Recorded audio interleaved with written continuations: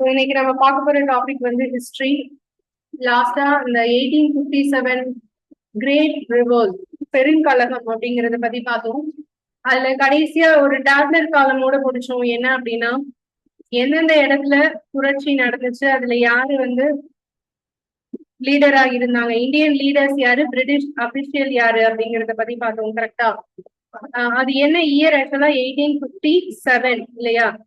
இப்போ நம்ம பார்க்க போறது என்ன அப்படின்னா, அந்த 1857க்கு முன்னாடியே சில கலகம்லாம் நடந்திருக்கு. ஓகேவா? அதெல்லாம் என்னென்ன கலகம் அப்படிங்கறது இம்பார்ட்டன்டா இயர் வைஸா அந்த மாதிரி பார்க்கலாம்.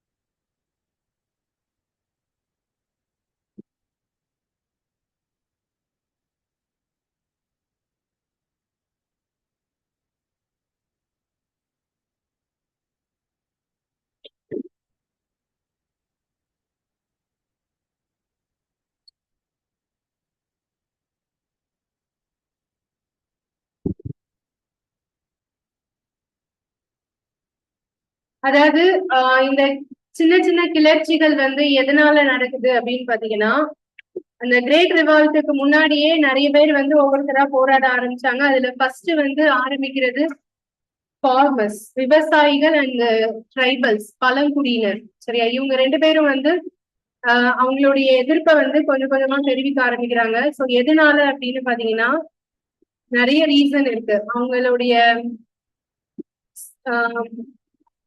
முக்கியமான மெயின் ரீசன் விவசாயிகள் மற்றும் பழங்குடியினர். ஓகே, ட்ரைபல்ஸ் அண்ட் ஃபார்மர்ஸ் இவங்க ரெண்டு பேரும் அதிகமா எதிர்க்கிறதுக்கான காரணம் என்ன அப்படின்னு பாத்தீங்கன்னா,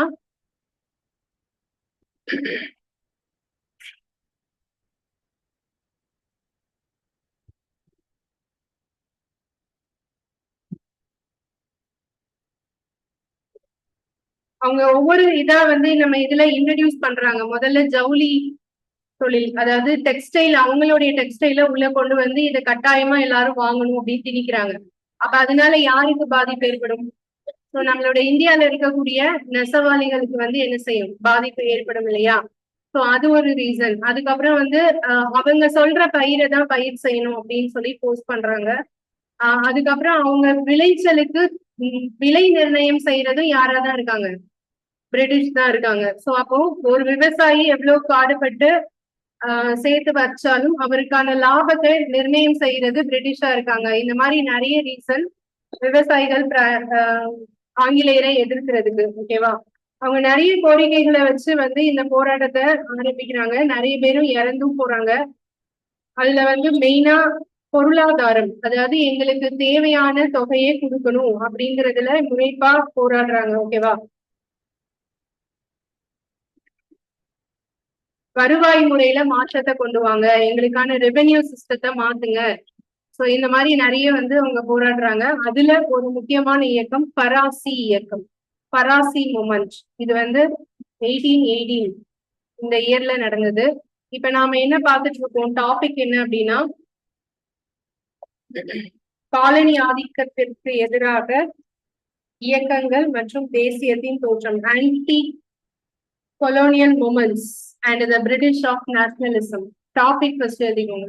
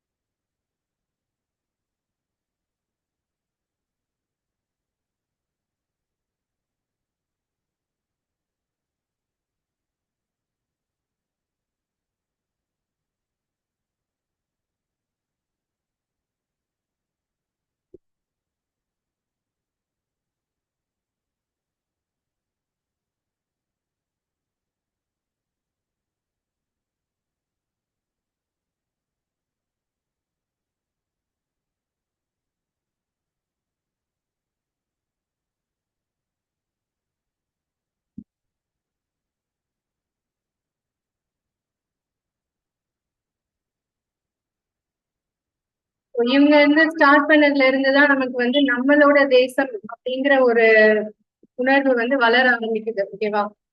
ஸோ அது வரைக்கும் அவங்கள முதலாளியா நினைச்சிட்டு இருந்தவங்க எல்லாரும் எதிர்க்கிறாங்க. இதுல எங்க நாட்டுல வந்து நீங்க வந்து என்ன செய்றீங்க, அதிகாரம் பண்றீங்க அப்படிங்கிற உணர்வு நிறைய எல்லாருக்கும் மேலோங்குது. அதனாலதான் இந்த புரட்சி எல்லாம் நடக்குது.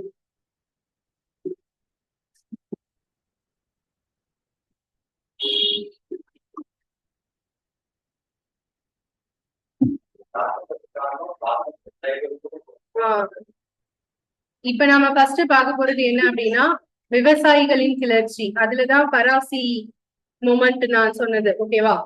அது தமிழ்ல இங்கிலீஷ்ல வந்து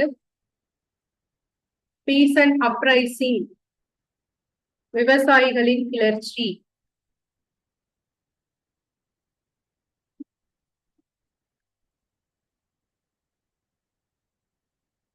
அதுல ஃபர்ஸ்ட் இயக்கம் வந்து பராசி, FARAZI, பராசி மூமெண்ட்.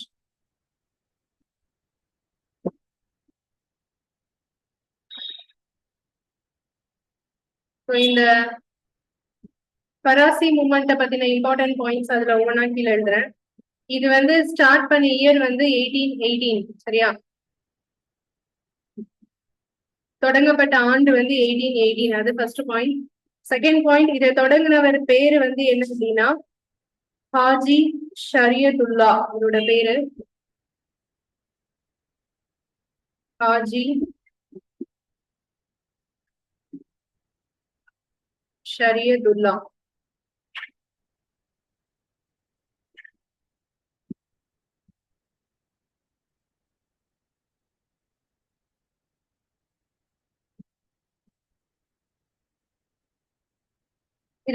இவர் ஒரு விவசாயி. ஓகேயா? சோ இவருக்கு அப்புறம் இவர் இறந்து போயிடுறாரு. இவருக்கு அப்புறம் அவருடைய பையன் வந்து இதை என்ன செய்யறாங்க, அப்படியே டெவலப் பண்ணி விடுறாரு. இதோட இயக்கத்திற்கு அவர் பையன் வந்து தலைமை தாங்குறாரு. இந்த இயக்கம் ஆரம்பிச்சு இந்த ஷரியத்துல்லா வந்து 1839 வரைக்கும் இருப்பாரு. ஓகேவா? அதாவது 1839 வரைக்கும் இது இயக்கத்திற்காக போராடிட்டு இருப்பாரு. அடுத்த பாயிண்ட் போலாமா? இதுவரை நோட் பண்ணியாச்சா? நெக்ஸ்ட் பாயிண்ட் வந்து 1839 ஹாஜி டைட். ஓகேயா?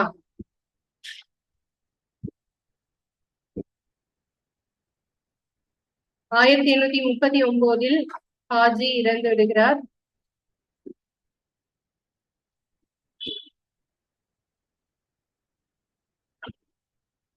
His son, அவரோட பேர் வந்து டூடு மியான். டூடு மியான்.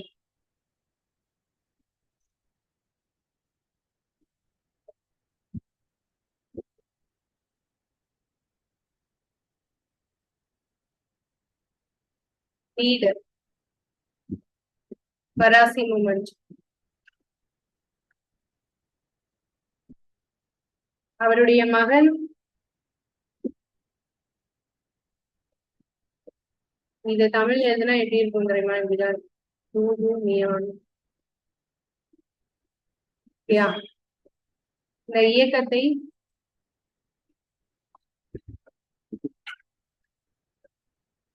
வழி நடத்துகிறார்.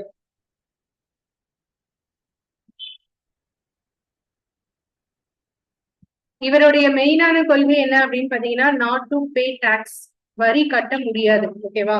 இது எல்லா விவசாயிகளும் சேர்ந்து ஒட்டு மொத்தமா எடுக்கிற முடிவு. அவர் என்ன சொல்றாருன்னா நிலம் வந்து கடவுளுக்கு சொந்தமானது, லேண்ட் பிலாங்ஸ் டு காட். சரியா? நாங்க வரி கட்டுறதுக்கு தயாரா இல்லை அப்படிங்கறதுதான் எங்களுடைய போராட்டம். இந்த இயக்கம் வந்து கண்டினியூஸா நடந்துட்டே இருக்கு. இதுல வந்து இவர் எப்ப இறந்து போறாருன்னா இந்த டூடு மியான் வந்து 1862ல இறந்து போறாரு. அதுக்கப்புறம் இன்னொருத்தர் வர்றாரு நோவா மியான். அவர் இதை அப்படியே கண்டினியூ பண்றாரு. ஓகேவா? அப்போ இந்த இயக்கத்துல நமக்கு கொஸ்டின்ஸ் கேட்கறதா இருந்தா என்னென்ன கேட்கலாம் அப்படின்னா ஸ்டார்ட் பண்ணது யாரு? ஓகே, அதுக்கப்புறம் செகண்டா அதை லீட் பண்ணது யாரு? ஃபைனலா அதை லீட் பண்ணது யாரு? சோ இந்த 3 கொஸ்டின் இதுல வந்து கேட்கலாம். தேர்ட் லீடர், மூணாவதா இருக்கிற லீடரோட பேர் வந்து என்ன?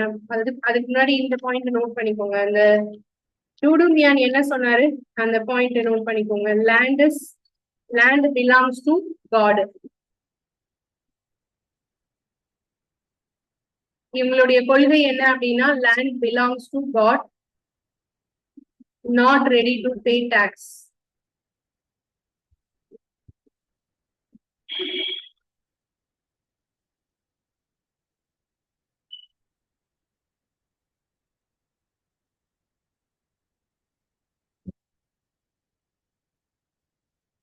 நிலம் கடவுளுக்கு சொந்தமானது, இதற்கு வரி கட்டுவதற்கு நாங்கள் தயாராக இல்லை.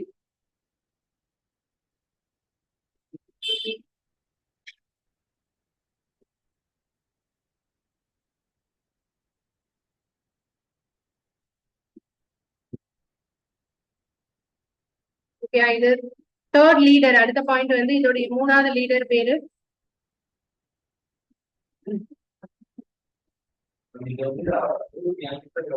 டூடுமியான். செத்ததுக்கு அப்புறம் வராரு. ஸோ ஆஃப்டர் 1862, சரியா? ஆஃப்டர் 1862 தேர்ட் லீடர் வந்து யார் வரானா நோவா மியான்.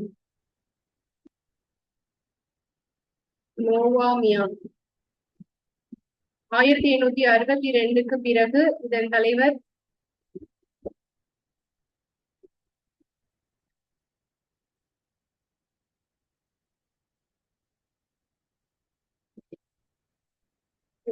பராசி மூமெண்டோட இயர் என்ன, ஸ்டார்ட் பண்ணது யாரு, அதுக்கப்புறம் அதை லீட் பண்ணது யாரு, இந்த இதெல்லாம் இதுல இம்பார்ட்டன்ட் கொஸ்டின். அடுத்தது போலாம் நெக்ஸ்ட் பாயிண்ட். வஹாபி ரிபல்லியன், அதாவது வஹாபி கிளர்ச்சி.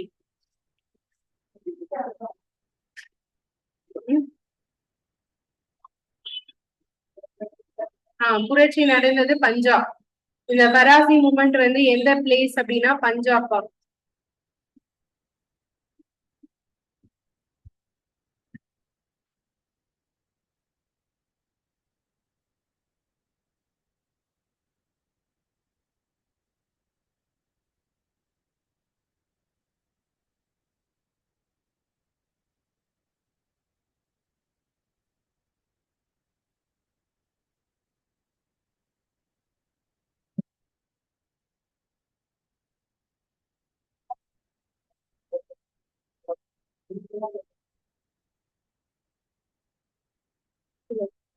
போராட்டம், இவங்க போராடுறது பெரும்பாலும் அவங்களை எதிர்த்து குரல் கொடுக்கிறது.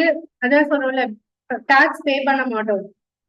டாக்ஸ் பே பண்ண மாட்டோம் அப்படின்னு சொல்லும்போது அவங்க திருப்பி என்ன பண்ணுவாங்க, பே பண்ணலன்னா நாங்க உங்களை யாராவது சிறை பிடிச்சிட்டு போவோம், உங்களை யாரையாவது கொல்லுவோம், இருந்தாலும் நாங்க பே பண்ண மாட்டோம் அப்படின்னு சொல்லி கண்டினியூஸா போராடுறது.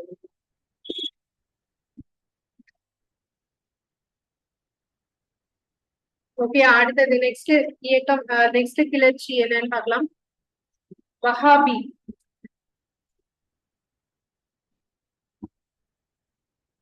வஹாபி ரிபெல்லியன்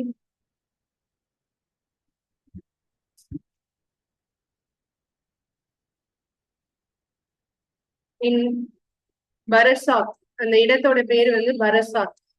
இது வந்து எங்க இருக்குன்னா வெஸ்ட் பெங்கால். இந்த இடம் நடந்தது, அந்த புரட்சி நடந்ததும் வந்து மேற்கு வங்காளம்.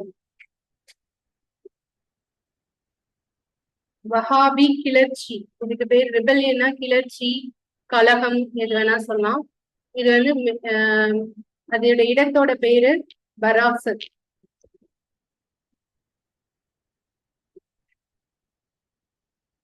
பராசத் வந்து மேற்கு வங்காளத்துல இருக்கு.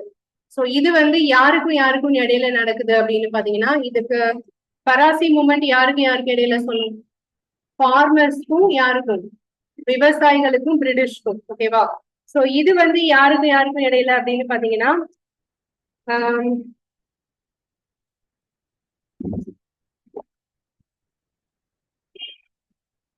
பிரிட்டிஷ்க்கும் லேண்ட்லார்ட் மூமெண்ட், அதாவது நிலப்பிரபுக்கள் அப்படின்னு சொல்லுவாங்கல்ல.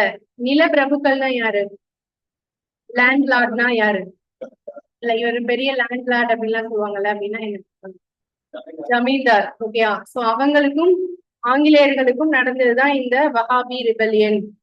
சோ இதுல வந்து வங்காளத்துல ஃபர்ஸ்ட் தோன்றியது. இதோட இயர் வந்து 1827. ஸ்டார்டிங் இயர் வந்து 1827. வஹாபி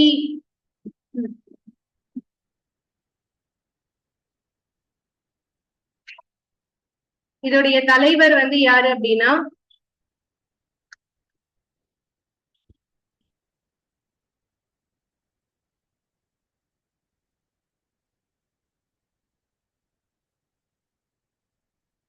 டீட்டூங்கர் இவரோட பேரு, லீடர்.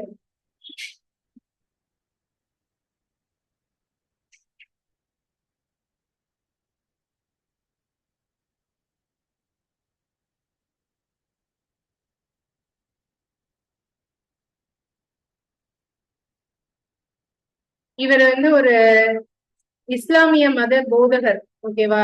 சோ இது அது மென்ஷன் பண்ணவும் தேவையில்லை, பட் தெரிஞ்சுக்கோங்க.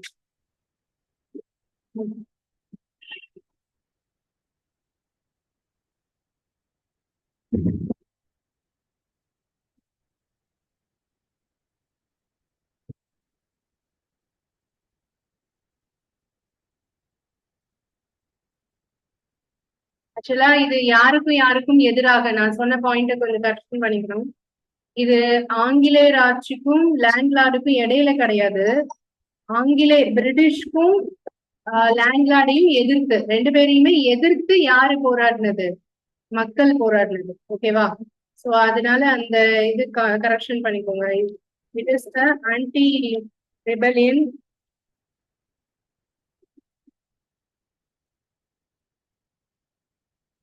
opposite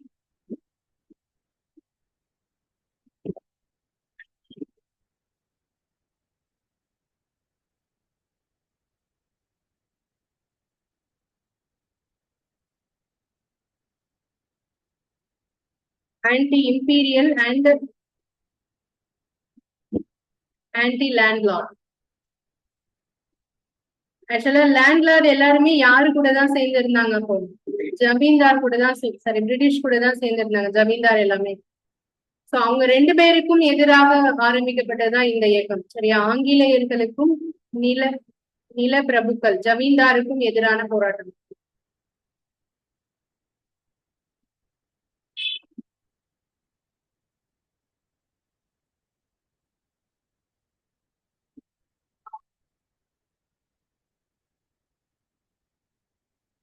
மக்கள் நடத்தியது.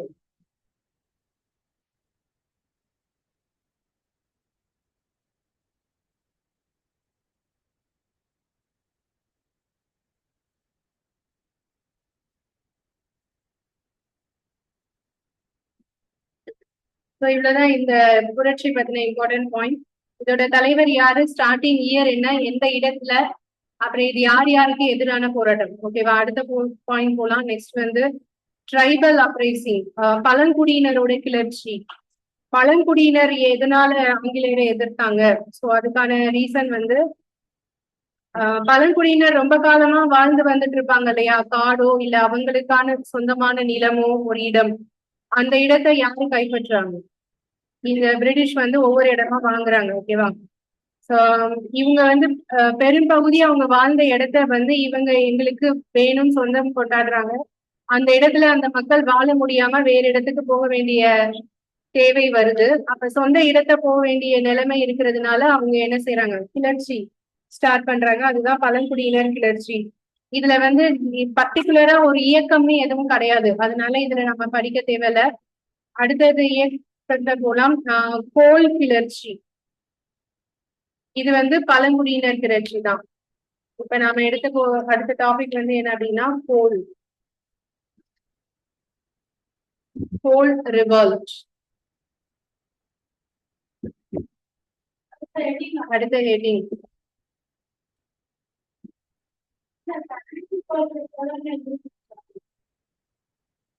அதுலதான் அந்த இதுலதான் பாத்துட்டு இருக்கோம். அந்த ஹெட்டிங்ல தான் இது எல்லாமே பாத்துட்டு இருக்கோம். ஆமா. கோல் கிளர்ச்சி இது வந்து எப்ப ஸ்டார்ட் ஆச்சு அப்படின்னா 1831 அண்ட் 32 இந்த இயர்ல ஸ்டார்ட் ஆச்சு. 1831, 32.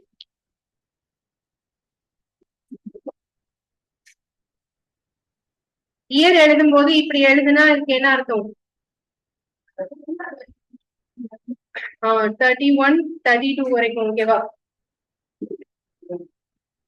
இது எங்க நடந்துச்சு, எந்த பிளேஸ் அப்படின்னு பாத்தீங்கன்னா சோட்டா நாக்பூர். சோட்டா நாக்பூர் இந்த இடத்த கேள்விப்பட்டிருக்கீங்களா? எங்க இருக்குன்னு யாராவது சொல்ல முடியுமா? மகாராஷ்டிரா இல்ல.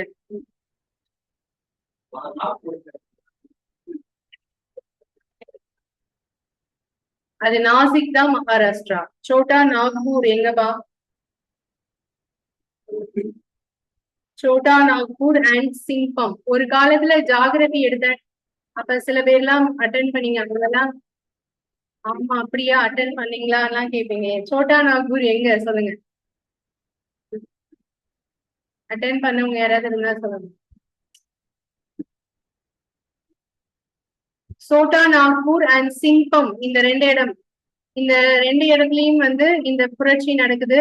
இது எங்க இருக்கு அப்படின்னா சோட்டா நாக்பூர் வந்து ஜார்க்கண்ட். பிளேஸ் வந்து ஜார்க்கண்ட்.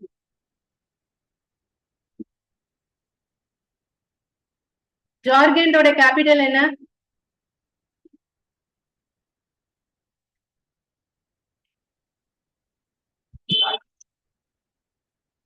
ஓகே. ஜார்க்கண்ட் ஒரே ஒருத்தங்க ரிப்ளை பண்ணிருக்கீங்க. ஜார்க்கண்டோட கேபிட்டல் என்னப்பா? ராஞ்சி. ஓகே. சோ இந்த இடத்துல வந்து யாருக்கும் யாருக்கும் இடையில இந்த புரட்சி நடக்குது? ட்ரைபல்ஸ்க்கும் பிரிட்டிஷ்க்கும். ஓகேவா?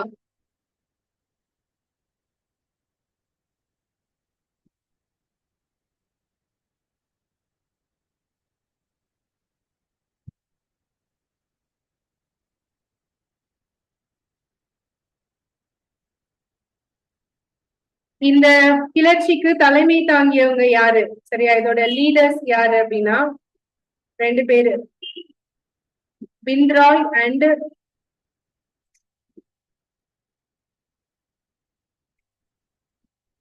சிங் ராய் ரெண்டு பேர். பிந்த்ராய் ஆமா, சிங் ராய் லீடர்ஸ்.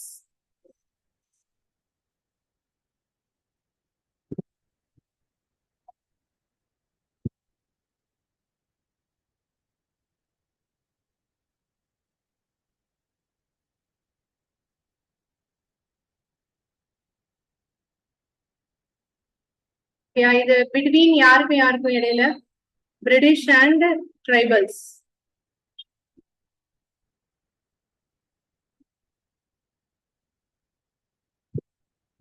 ஆங்கிலேயர்களுக்கும் பழங்குடியினருக்கும் இடையே.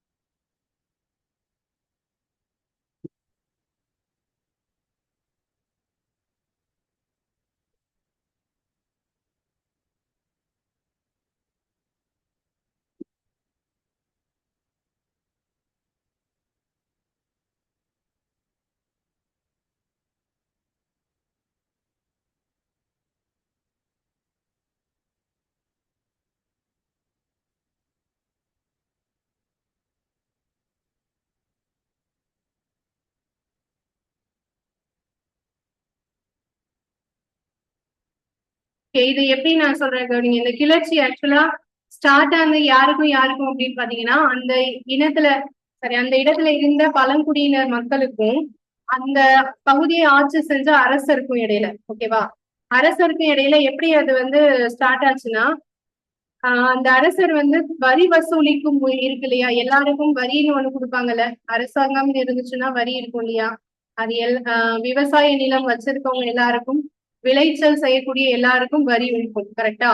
அப்படி வரிய வசூலிக்கக்கூடிய அந்த அதிகாரத்தை மன்னர் வந்து யாருக்கு கொடுக்குறாரு?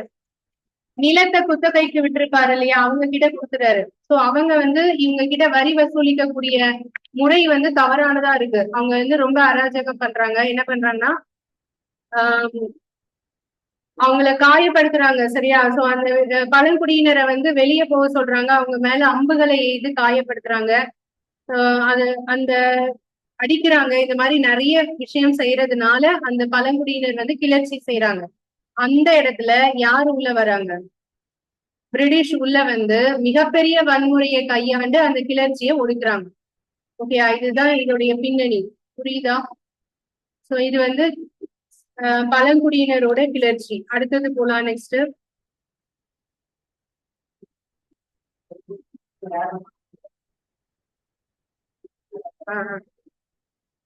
விட்டா நீங்க இது லைன் பை லைன் உங்களுக்கு படிக்கணும்னா நான் 1000 pages உள்ள ஹிஸ்டரி புக் வாங்கி தரேன், வந்து உட்காந்து படிங்க. இன்னும் 2 நாள். ஓகே, அடுத்தது போலாமா நெக்ஸ்ட். இது கோல் ரிவால்வர் பத்தின பாயிண்ட்ஸ் இவ்வளவுதான், சரியா? அடுத்த கிளர்ச்சியோட பேரு சந்தால், சந்தால் கூல், சாந்தலர்கள் அப்படிங்கிற ஒரு இதுவும் பழங்குடியினர் கிளர்ச்சி தான்.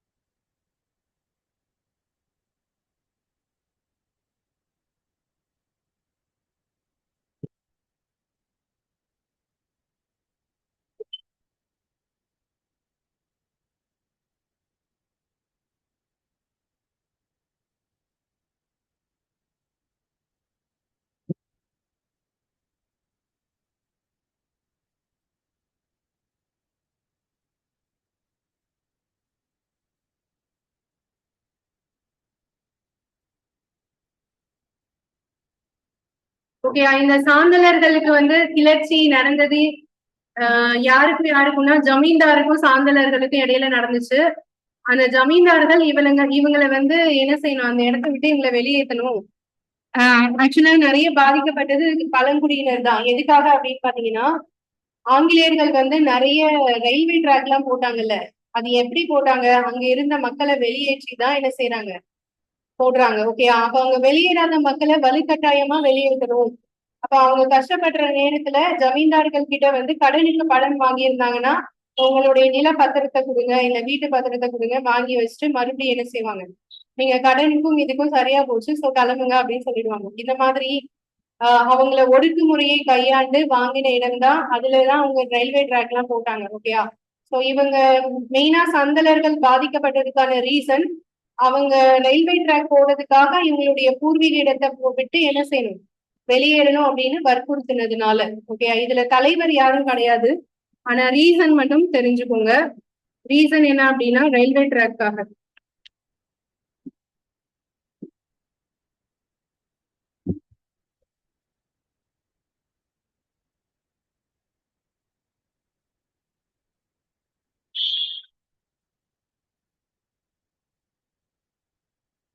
இதோட பிளேஸ் வந்து அந்த ராஜ்மஹால் ஹில்ஸ்.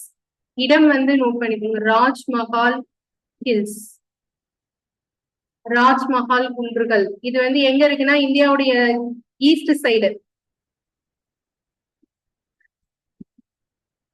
East India.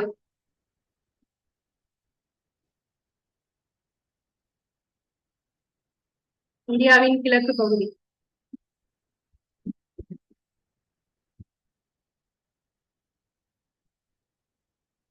இது வந்து இடம், பிளேஸ். ஓகே, இது வந்து ரீசன் என்ன அப்படிங்கறது நோட் பண்ணிக்கோங்க. Santhals were forced to relay by money lenders. Money லெண்டர்ஸ்னா நிலத்தை குத்தகைக்கு விடுறவங்க, money lenders, for the purpose of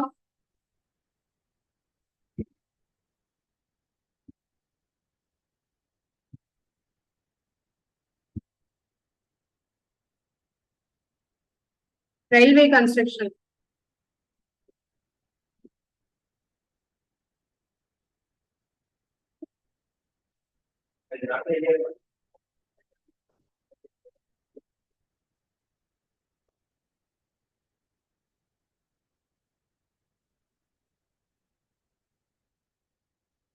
(1854). இதோட இயர் வந்து 1854.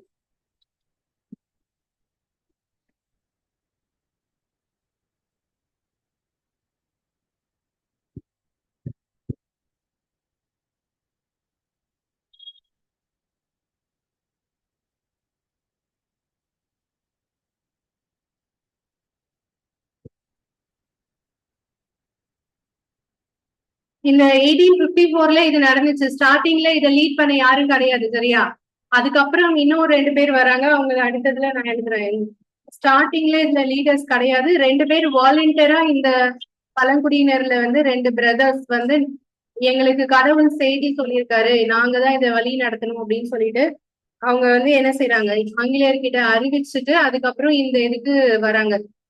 சோ அவங்களோட பேர் இதுல நமக்கு தெரியணும். இது நோட் பண்ணியாச்சா? இது வரைக்கும் நோட் பண்ணியாச்சா?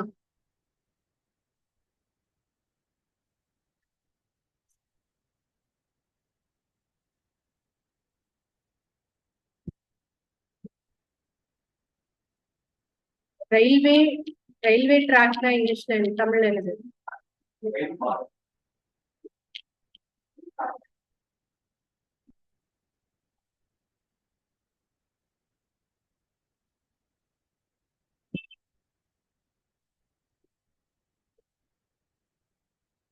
இருப்பு பாதை.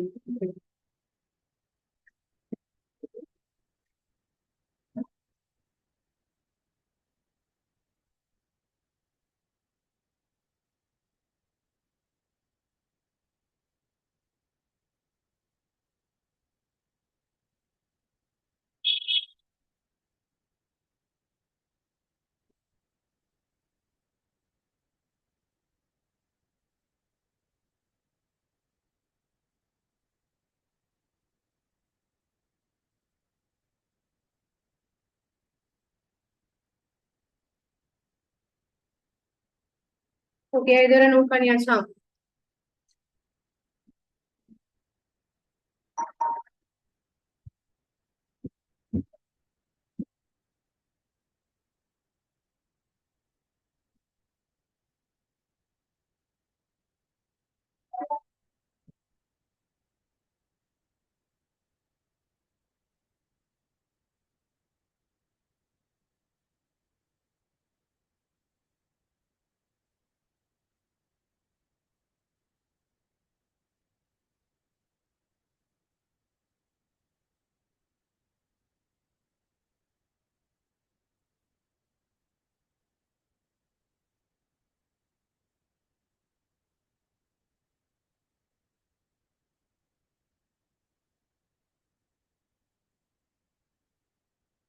அடுத்த பாயிண்ட்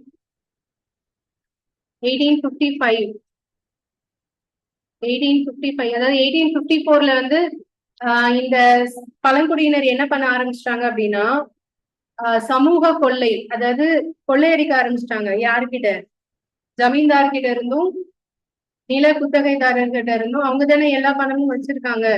இப்ப நீங்க பழைய படத்துல எல்லாம் பாக்கலாம், தெரியுமா? இதெல்லாம் இந்த படம், இந்த மாதிரி படம் எல்லாம் பாத்துருக்கீங்களா? இந்த மாதிரி ஒரு சீன் கண்டிப்பா வச்சிருப்பாங்க. அதாவது ஜமீன்தார் வீடு ஒண்ணு இருக்கும், அது உள்ள போய் கொள்ளையடிக்கிற ஒருத்தர் கண்டிப்பா அங்க இருப்பாரு. ஏன் அப்படின்னா அவங்களுக்கு தேவையான பணத்தை யார் எடுத்து வச்சிருக்காங்க?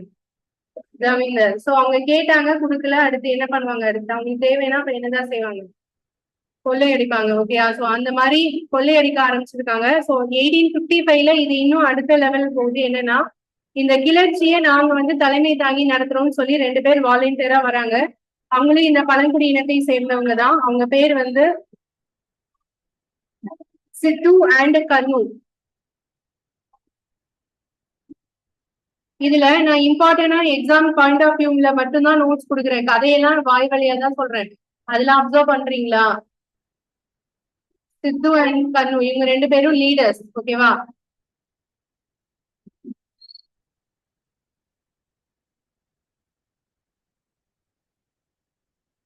பிரதர்ஸ். இவங்க 2 பேரும் வந்து சகோதரர்கள்.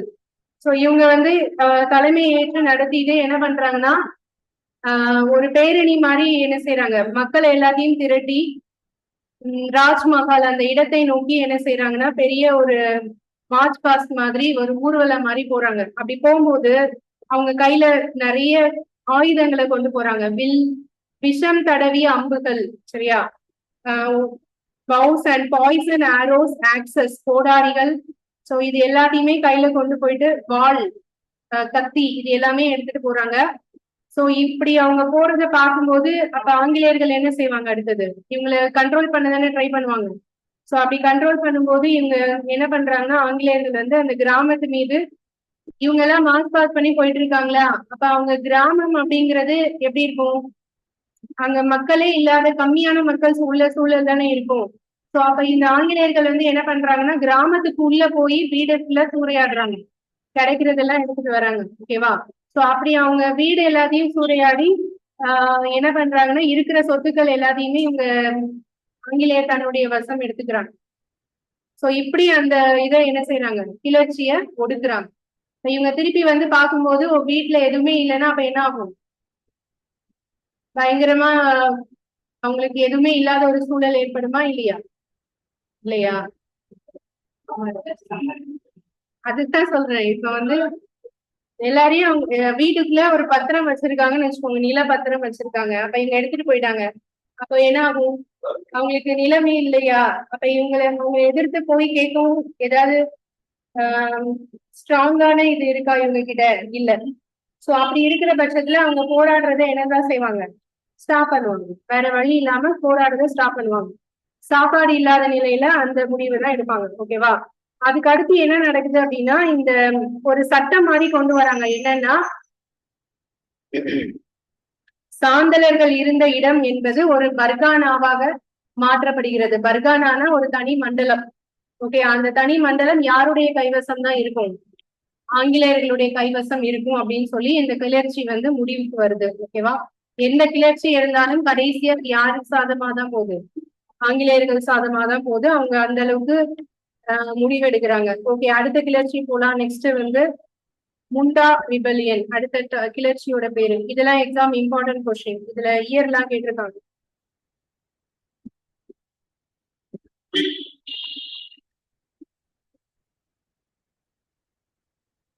முண்டா கிளர்ச்சி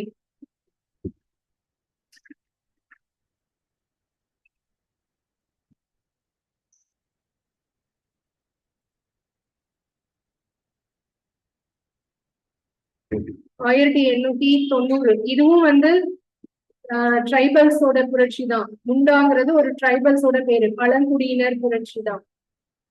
சாந்தல்ங்கிறது என்னதான் சொன்னோம்? பழங்குடியினர் தான். ஓகேவா?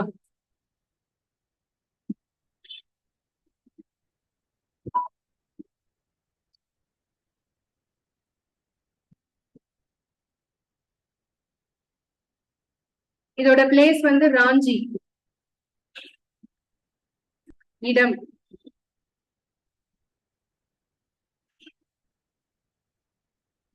ராஞ்சி எங்க இருக்குப்பா? ஜார்க்கண்டோட கேபிட்டல் என்ன? ராஞ்சி.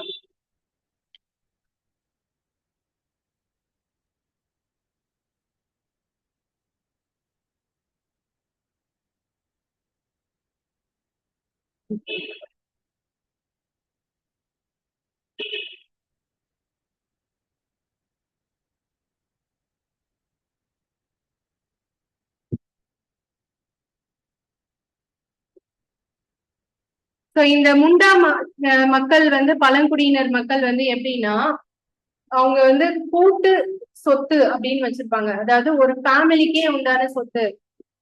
நார்மலா ஒரு நிலம்னா ஒருத்தர் பேர்ல தானே இருக்கும். சோ அப்படி இல்லாம இந்த பழங்குடியினர் வந்து நிலத்தை வந்து ஒரு ஃபேமிலியோட சேர்த்து வச்சிருப்பாங்க. அதாவது ஃபேமிலியா தான் உழைப்பாங்க, கிடைக்கிறத அவங்க சமமா பங்கிட்டு கொள்வாங்க. அந்த நிலம் அவங்க ஃபேமிலியோடது, குடும்பத்தோடது, யாருடைய தனிப்பட்ட நபரோடதையும் கிடையாது. ஓகே, அந்த மாதிரி ஒரு ஃபேமஸான ஒரு விவசாய முறையை தான் யாரு பின்பற்றினாங்க? முண்டா. ஓகே, சோ அதுல என்ன ஆகுது அப்படின்னா, இப்ப வரி கொடுக்கணும் இல்லையா? வரி கொடுக்கணும்னா இதுல என்ன ஆகும்? இந்த நிலத்துக்கு வரி கொடுங்க அப்படின்னு சொல்லும் போது, இது எல்லாமே எங்களோட நிலம் தான் 10 பேர் சொந்தம் கொண்டாடுறாங்கன்னு வைங்களேன். அப்ப அந்த 10 பேருக்கான ஒரே வரி தானே ஆங்கிலேயருக்கு போகும். இப்ப இதே 10 பேருக்கு நிலம் தனித்தனியா இருந்துச்சுன்னா, அப்ப வரி எப்படி இருக்கும்? தனித்தனியா தானே போகும். சோ இது வந்து அவங்களுக்கு என்ன செய்யுது? பிடிக்கல. அப்ப இந்த மாதிரி உள்ளதை பிரிக்கணும்னு சொல்லிட்டு வலுக்கட்டாயமா அந்த நிலத்தை அவங்ககிட்ட இருந்து என்ன செய்யறாங்க?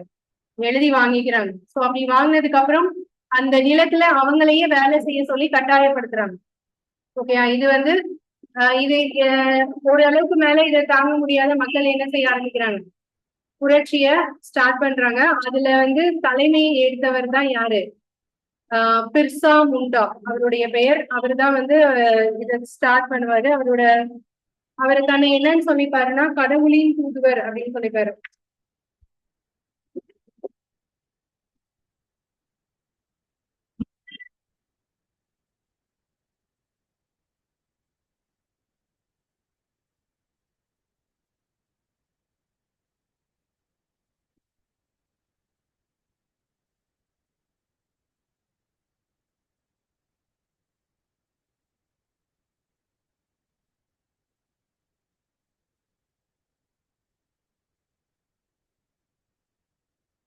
He declared himself as a messenger of God.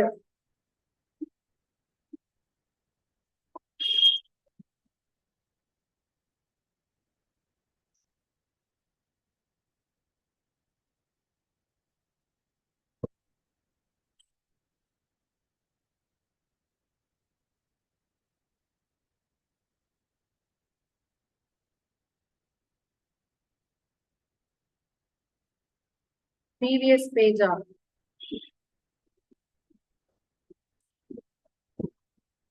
முன்னாடி என்ன பேஜ் எழுதணும்பா? சந்தல்ஸா?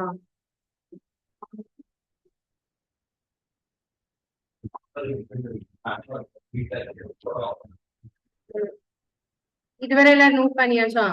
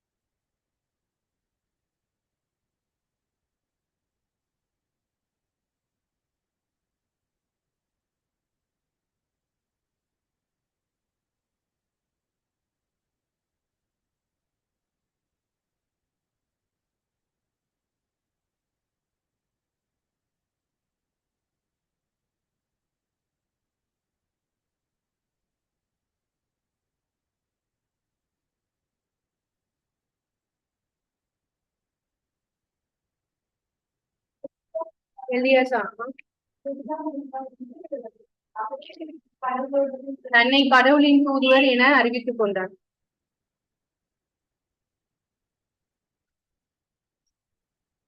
இவர் வந்து நிறைய சம்பவம் பண்ணியிருப்பாரு. பிர்சா முண்டா.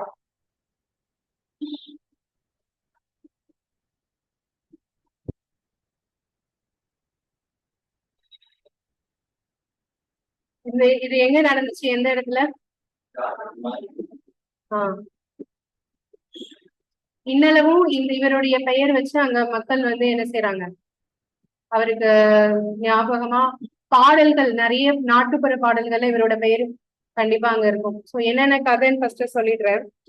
இவர் என்ன பண்றாரு அப்படின்னா, பிர்சா முண்டா வந்து இந்த பிரச்சனைக்கு ஒரு முடிவு எடுத்து நான் வந்து எல்லாருக்கும் என்ன செய்வேன், மக்களோட ஆட்சியை கொண்டு வருவேன் அப்படின்னு எல்லா மக்களுக்கும் வந்து ஒரு ப்ராமிஸ் பண்றாரு. அதுக்கு என்ன பண்றாருன்னா, நைட் டைம்ல நிறைய மீட்டிங் வந்து போடுறாரு. ஓகேயா? இதே மாதிரி ஒருமித்த கருத்துக்களோட இருப்பாங்க இல்லையா மக்கள் எல்லாரும், ஆங்கிலேயரை எதிர்த்தே ஆகணுங்கிற ஒரு வெறித்தனமா இருப்பாங்க இல்லையா, அவங்களெல்லாம் சேர்த்து மீட்டிங் வந்து நைட் டைம்ல போடுறாரு. ஏன் நைட் டைம்ல போடுறாரு? பகல்ல வந்து யாரு இருக்காங்க? ஆங்கிலேயர்கள் இருக்காங்கல்ல, ஏதாவது ஒண்ணு பண்ணி நடக்க விடாம செய்வாங்க இல்லையா. ஸோ நைட் டைம்ல மீட்டிங் போடுறாரு. இந்த மீட்டிங் வந்து கண்டினியூஸா நடந்துட்டே இருக்கு. இவங்க எல்லாரும் என்ன பிளான் பண்றாங்க அப்படின்னா, ஒரு நாள் ஆங்கிலேயர்களை தாக்கணும், அதாவது அவங்க இருக்கக்கூடிய எல்லா ஆங்கிலேயர்களையுமே என்ன செய்யணும், வீழ்த்தணும் அப்படின்னு சொல்லி பிளான் பண்றாங்க, கொல்லணும். அப்படி நம்ம ஏன்னா எந்த நாளை சூஸ் பண்ணலாம் அப்படின்னு சொல்லிட்டு கிறிஸ்துமஸ் நாளை சூஸ் பண்றாங்க. ஏன்னா கிறிஸ்துமஸ் தான் அவங்க பிரேயர்ல இருப்பாங்க இல்லையா, அந்த டைமை சூஸ் பண்ணிட்டு அந்த இடத்துல இவங்க மெயினா போய் தாக்குனது எது அப்படின்னா, போலீஸ் ஸ்டேஷன். போலீஸ் ஸ்டேஷன், ஒரு போலீஸ் ஸ்டேஷன் ஃபுல்லாவே தீ வச்சு கொளுத்திடுறாங்க. சரியா? இந்த மாதிரி சம்பவம் நடந்தது ஃபர்ஸ்ட் டைம் யாரால மட்டும்தான்?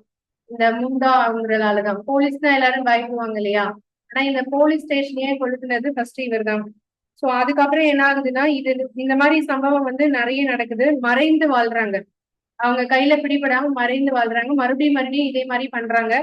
ஆனா இது வந்து 1900, 1900 ஆண்டு யார பிடிக்கிறாங்க? பிர்சா முண்டாவை பிடிச்சு சிறையில அடைக்கிறாங்க. சிறையில அவர் வந்து இறந்து போயிட்டாரு. ஓகேவா?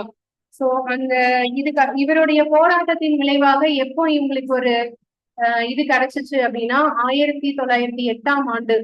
இந்த 8ஆம் ஆண்டு ஒரு சட்டம் கொண்டு வரப்பட்டது. அந்த சட்டத்தின்படி சோட்டா நாக்பூர் இடத்துல பழங்குடியினர் அல்லாத வேற மக்கள் வந்து என்ன செய்ய முடியாது, உள்ள நுழைய, வேலை செய்ய முடியாது அப்படின்னு ஒரு சட்டம் கொண்டு வந்தாங்க. அது யாருக்கு சாதகமா? அந்த முண்டா பழங்குடியினருக்கு சாதகமா கொண்டு வந்தாங்க. ஓகேவா? அப்ப நம்ம சுதந்திரம் அடைஞ்சிட்டோமா? இல்ல. அப்ப எப்படி அது கொண்டு வந்தாங்க? அது எப்படி சாத்தியம்? ஏன் அப்படின்னா இதுக்கு அடுத்து ஒரு வரும். நம்ம 1857 நடந்ததுல அந்த பெருங்கழகத்துல நிறைய பேர் இறந்து போனாங்களா? சோ அப்புறம் இறந்து போனதுக்கு அப்புறமா இந்த இந்தியா வந்து அப்ப இருந்த இந்தியா என்ன ஆயிடுச்சு? கம்பெனியோட கீழ இருந்த இந்தியாவா இல்லாம யாருடைய இந்தியாவா மாறுச்சு? பிரிட்டிஷோட நேரடி அரசாட்சியில மாறுச்சு. ஓகேயா? அப்போ ஒரு மக்கள் போராடிட்டே இருக்காங்க அப்படின்னு அந்த அரசாங்கத்துக்கு தெரியும் போது அவங்க அதுக்கு என்ன பண்ணுவாங்க? சரி பண்ணி கொடுக்க தானே ட்ரை பண்ணுவாங்க.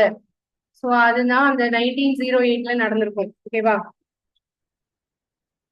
சட்டம் கொண்டு வரப்பட்டது 1908. ஆனா இதுல இன்னொரு பாயிண்ட் சொல்ல மறந்துட்டேன். எப்ப அவர் பிடிப்பட்டாரு? 1900. சரியா? 1900ல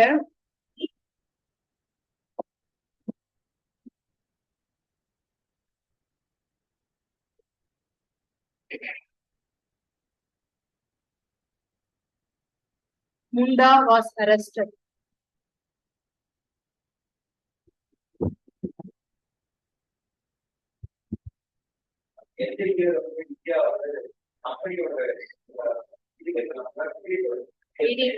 அது நான் இதுக்கப்புறம் சொல்றேன்.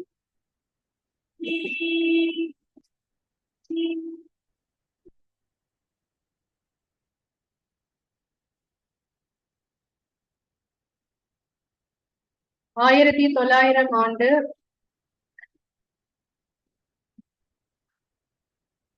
முண்டா கைது செய்யப்பட்டு சிறையில் அடைக்கப்பட்டார்.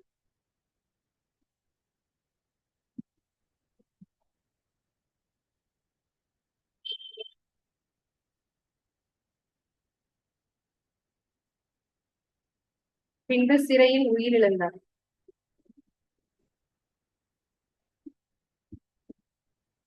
இந்த கிளர்ச்சி ஸ்டார்ட் ஆன இயர் என்ன எழுதிருக்கீங்கப்பா? முண்டா ரிவோல்டோட இயர் என்ன எழுதிருக்கீங்க? 1890. ஆக்சுவலா அந்த போலீஸ் ஸ்டேஷனை வந்து பேர்ன் பண்ணாங்கன்னு சொன்னேன் இல்லையா? அது எந்த இயர் நடந்துச்சுன்னா 1889. அது வேணும்னா நோட் பண்ணிக்கலாம். அது இம்பார்ட்டன்ட் இல்ல.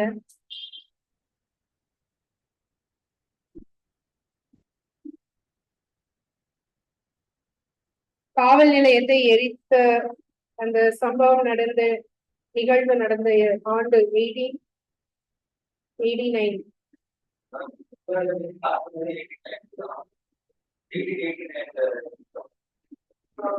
அது நல்ல கொஸ்டின்.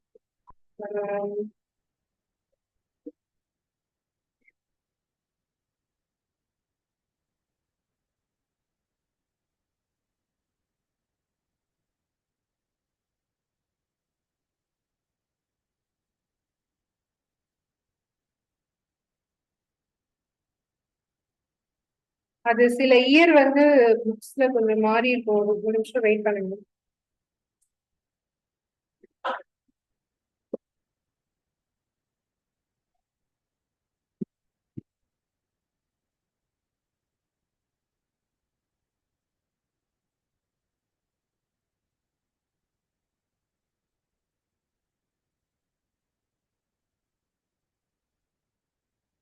இது வந்து 1899 பா.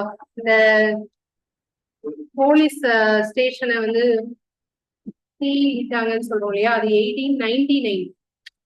89 இல்ல 99. ஓகேயா? சோ அதுதான். இதுதான் வந்து ரிவோல்ட் எதுக்கு முன்னாடி, அதாவது கிரேட் ரிவோல்ட்டுக்கு முன்னாடி நடந்த சின்ன சின்ன கலகங்கள். சரியா? இதுக்கப்புறம் தான் நடந்தது என்னது? 1857. பட் இந்த முண்டா வந்து 57க்கு அப்புறம் நடந்தது. கரெக்டா? 1857க்கு முன்னாடி என்னெல்லாம் நடந்தது? இயர் பார்த்து சொல்லுங்க. கோல் வேற. பராசி எப்ப நடந்துச்சு? 1818. அதுவும் ரிபல்ஷன் முன்னாடி தானே, அதாவது 1857க்கு முன்னாடி தானே. அதுக்கப்புறம் என்ன இருந்துச்சு? வஹாபி. அதுக்கப்புறம் கோல் ரிவோல்ட் அண்ட் சந்தல் ரிவோல்ட். அடுத்தது முண்டா. முண்டா வந்து 1857க்கு அப்புறம். சரியா? ஓகே, நம்ம 1857 பத்தி ஆல்ரெடி ஏற்கனவே எழுதிட்டோம். கரெக்டா? அதோடைய இது என்னென்ன அப்படிங்கிறதுலாம் எழுதிட்டோம்.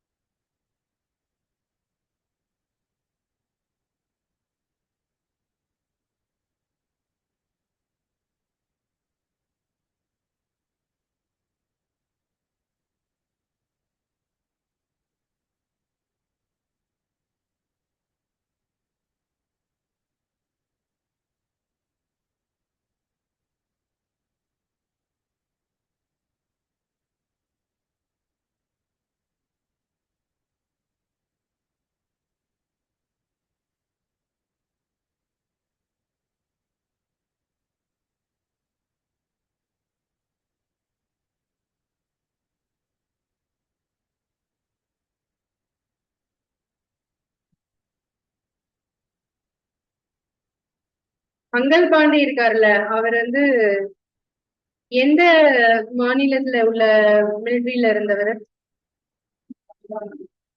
வெஸ்ட் பெங்கால் தானே? மேற்கு வங்காளத்துல இருந்தவர். எதனாவது அந்த படையோட நம்பர் என்ன? 34th. கரெக்டா? அந்த 34th அப்படிங்கிறது ஒரு இம்பார்ட்டன்ட் கொஸ்டின். ஓகே, அடுத்தது போலாமா? நெக்ஸ்ட் வந்து இந்த புரட்சி ஏன் தோல்வி அடைஞ்சிச்சு? இந்த 1857 நடந்ததுல கிரேட் ரிவால்ட், அது ஏன் தோல்வி அடைஞ்சிச்சு சொல்லுங்க.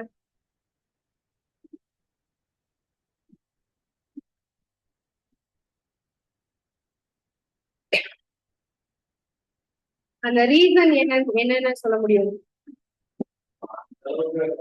பவர்ஃபுல்லா எஃபர்ட்டா இல்ல.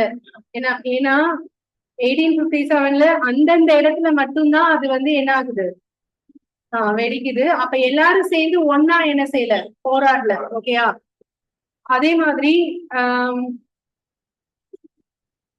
டெல்லியில போய் எல்லாரும் முற்றுகையிடுறாங்க. அந்த டெல்லி மீரட் அந்த இதுல போய் முற்றுகையிடுறாங்க. அப்போ அது அவங்களுக்கு ஆதரவா இந்த பகுதி மக்களும் என்ன செஞ்சிருக்கணும், அவங்க கூட ஜாயிண்ட் ஆயிருக்கணும். சோ ஆனா அது நடக்கல. ஓகேவா? அதே மாதிரி இந்தியால அப்ப வந்து யாருடைய ஆட்சி எல்லாம் நடந்துட்டு இருந்துச்சு? முகல் இருந்தாங்க. சோ அந்த மாதிரி சின்ன சின்ன அரசர்கள்லாம் இருந்தாங்க இல்லையா? அந்த அரசர்கள் இந்த புரட்சிக்கு என்ன செய்யல, ஆதரவு தெரிவிக்கல. ஓகே, அந்த அரசர்கள் ஆதரவுக்கு தெரிவிக்காததுனால சில குடிமக்களும் என்ன செய்ய மாட்டாங்க, உள்ள வர மாட்டாங்க. கரெக்டா? அரசருக்கு எதிராக என்ன செய்ய முடியாது, போராட முடியாதுன்னு சொல்லி வந்திருக்க மாட்டாங்க. அப்போ இந்த மக்கள் வந்து கம்மி ஆயிடும். ஓகேயா? இதே மாதிரி ஜமீன்தார்களும் இதுல சுத்தமா வரவே இல்லை. ஜமீன்தார்கள் அப்ப யாருக்கு விசுவாசமா இருந்திருக்காங்க? பிரிட்டிஷ்க்கு தான் விசுவாசமா இருந்திருக்காங்க. அதே மாதிரி இந்திய அரசர்களும் பிரிட்டிஷோடைய கண்ட்ரோல்ல தான் இருந்திருக்காங்க. அவங்களும் இதுல வரல.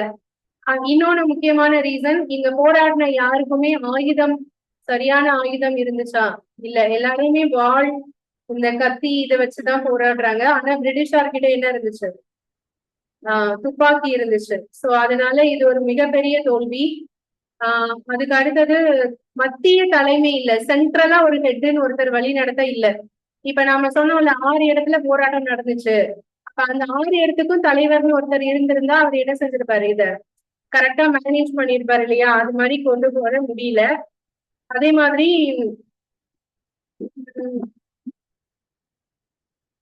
பகதூர் ஷான்னு ஒருத்தர் இத பார்த்தோம் இல்லையா? அவர் வந்து அரசர். ஓகேவா? அவர் வந்து ஒரு அரசர். எந்த இதுல சேர்ந்தவர் அரசர்? மொகல்ஸ். ஓகே, முகலாயர்கள்ல ஒரு அரசர் பகதூர் ஷா. இவரை வந்து கைது செஞ்சுட்டு அவர் எங்க நாடு கடத்திட்டாங்க, பர்மாவுக்கு நாடு கடத்துறாங்க. இவர் இங்க இருந்தா தானே பிரச்சனை அப்படின்னு சொல்லிட்டு அவரை கொல்லல. ஆனா என்ன செய்யறாங்க, பர்மாவுக்கு நாடு கடத்திடுறாங்க. ஓகேயா? அப்போ எல்லா சைடையும் பிளாக் பண்ணதுனால மக்கள் கிட்ட அந்த கிளர்ச்சி வந்து என்ன செய்யுது, முற்றிலுமா அடங்கிடுது. யாரும் முன்னாடி மாதிரி ஒரு எந்தூசியாஸ்டிக்கா இன்ட்ரெஸ்டா போர் செய்யறது அவங்களால முடியல. நிறைய வந்து ஒதுக்கப்படுறாங்க. ஓகேவா? இது எல்லாமே ஒரு ரீசன். மெயினா ஸ்ட்ராங்கான ஒரு தலைமை இல்ல, அதனால இது தோல்வி அடைந்ததுன்னு சொல்லலாம். ஓகேவா? இப்ப இந்த இதெல்லாம் நடந்ததை பார்த்துட்டு இருக்கும்போது பிரிட்டிஷ் இங்க உள்ள செய்தியை வந்து கண்டிப்பா எங்க அனுப்பணும், அவங்களுடைய நாட்டுக்கு அனுப்பணுமா? இப்ப அங்க ராணியா இருக்கிறது யாரு? King, sorry, queen Victoria. Queen Victoria. ஓகேயா? சோ குயின் விக்டோரியா வந்து என்ன பண்றாங்க, இத பார்த்துட்டு அது ஒரு மாத்துறாங்க, நிர்வாகத்துல சில மாற்றங்களை ஏற்படுத்துறாங்க. சோ அதுதான் இந்திய அரசு சட்டம். Very very important question. 1858.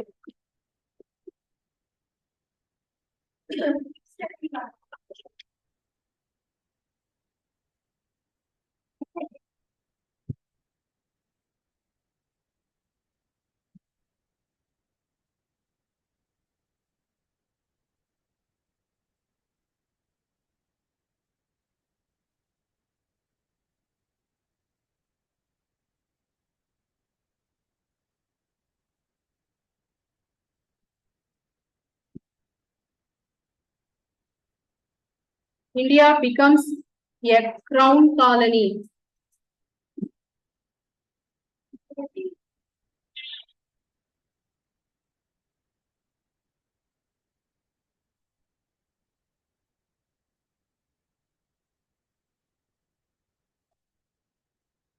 ஆமா.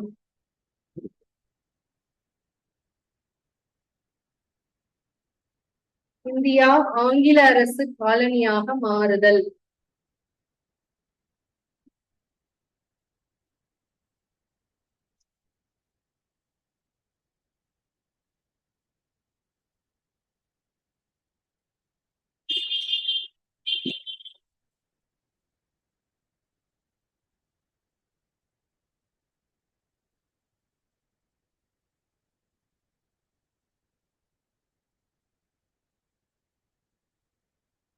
அதாவது இந்த சட்டம் என்ன சொல்லுதுன்னா, இந்தியா வந்து கம்பெனியோட கண்ட்ரோல் கிடையாது. இப்ப யாரோட கண்ட்ரோல்ல வருது?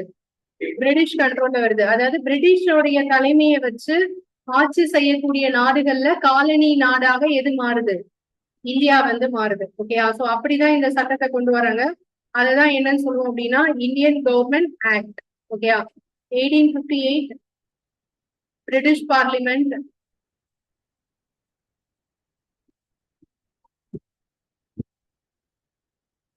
adopted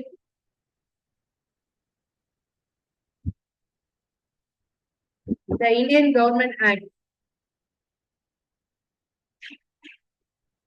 சோ அப்ப இது என்ன ஆகும்னா, இதுவும் பிரிட்டிஷ் நாடு மாதிரி தான்.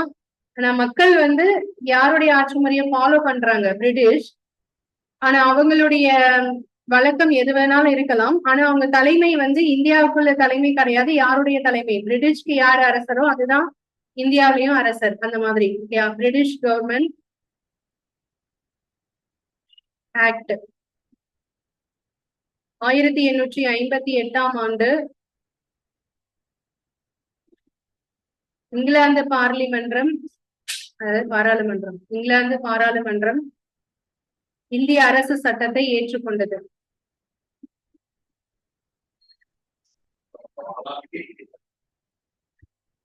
அப்போ இப்ப நாம வந்து இந்தியன் சிட்டிசன்.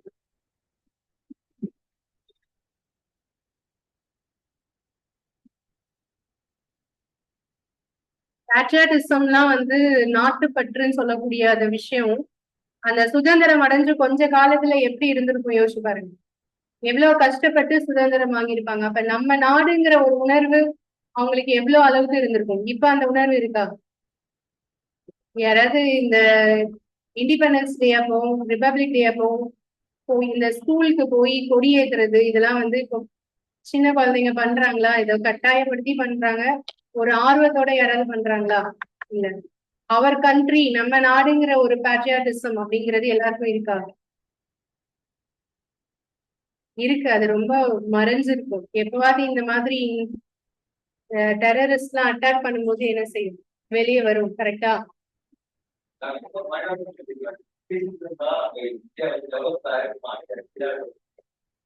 பிரிட்டிஷ் இருந்திருந்தா நம்ம டெவலப் எல்லாம் இருக்க மாட்டோம். இப்போ அவங்க கீழே தான் வேலை பார்த்துட்டு இருந்தோம். எக்கனாமிக்கலா அவங்க அவங்க சில இது ஃபெசிலிட்டிஸ் எல்லாம் செஞ்சு கொடுக்குறாங்க அப்படிங்கறதுனால நம்ம அந்த இடத்துல இருந்திருந்தா நம்ம அவங்கள விட இன்னும் டபுள் மடங்கு யோசிச்சிருக்கோம். ஒருவேளை ஒருவேளை பிரிட்டிஷ் இல்லாம நாம மட்டும் தனியா இருந்திருந்தோம் அப்படின்னா அந்த மத்த நாடு டெவலப் ஆறத பார்த்து மேபி நம்ம நாட்டிலயும் என்ன செஞ்சிருக்கலாம், ஒரு கண்ட்ரி அப்படிங்கிற ஒண்ணு கொண்டு வந்திருக்கலாம். அந்த இன்னொன்னு இந்தியால ஒரு பெரிய மைனஸ் என்ன அப்படின்னா சின்ன சின்ன அரசர்கள் நிறைய இருந்தது. அந்த அரசருங்கிற பதவியை விட்டு யாரும் என்ன செய்ய மாட்டாங்க, இறங்க மாட்டாங்க, மத்தவங்களையும் ஏத்துக்க மாட்டாங்க. இது மாதிரி ஒரு விஷயம் இருந்ததுனால நம்மளால டெவலப் ஆக ரொம்ப லேட் ஆச்சுன்னு சொல்லலாம். ஒருவேளை அப்படி இல்லாம இருந்திருந்தா இப்ப நாம டெவலப்டு கண்ட்ரியா மாறி இருந்திருக்கலாம். இப்போ நம்ம என்ன கண்ட்ரி? டெவலப்பிங் தான். ரொம்ப நாளா வந்து என்னதான் டெவலப்பிங் தான், வளர்ந்து வரும் நாடுதான்.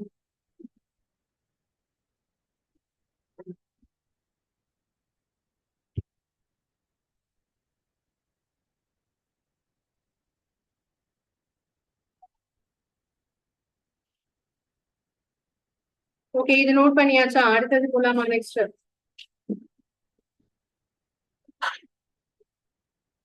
இந்த அரசு சட்டம் என்னென்னலாம் கொண்டு வந்துச்சு? இந்த இந்திய அரசு சட்டம் சொல்றோம்ல, அவங்க என்னென்ன சலுகை எல்லாம் நம்ம இந்தியர்களுக்கு கொடுத்தாங்க? அரசு பணியில யாரும் சேர்த்துக்குவாங்க, இந்தியர்கள். கவர்மெண்ட் ஜாப்ல இந்தியர்களும் இருக்கலாம் அப்படின்னு சொன்னாங்க. அப்புறம் இந்தியன் மிலிட்ரியில வந்து அதிகமா இந்தியர்களை தான் உள்ள வச்சிருந்தாங்க. அதாவது இந்தியன் மிலிட்ரி ஃபுல்லாவே யாரதான் வச்சிருந்தாங்க, சோல்ஜர்ஸ். மிலிட்ரியில சோல்ஜர்ஸா இந்தியர்கள் மட்டுமே தான் இருந்தாங்க. இப்போ சோல்ஜர்ஸோட எண்ணிக்கை இந்தியர்கள்ல இருந்து என்ன செஞ்சாச்சு, கம்மி பண்றோம் அப்படின்னு சொல்லி யாரும் உள்ள இருப்பாங்க, பிரிட்டிஷோடைய சோல்ஜர்ஸும் இருப்பாங்க அப்படின்னு சொல்லி கொண்டு வந்தாங்க. ஓகேவா? அதுக்கப்புறம்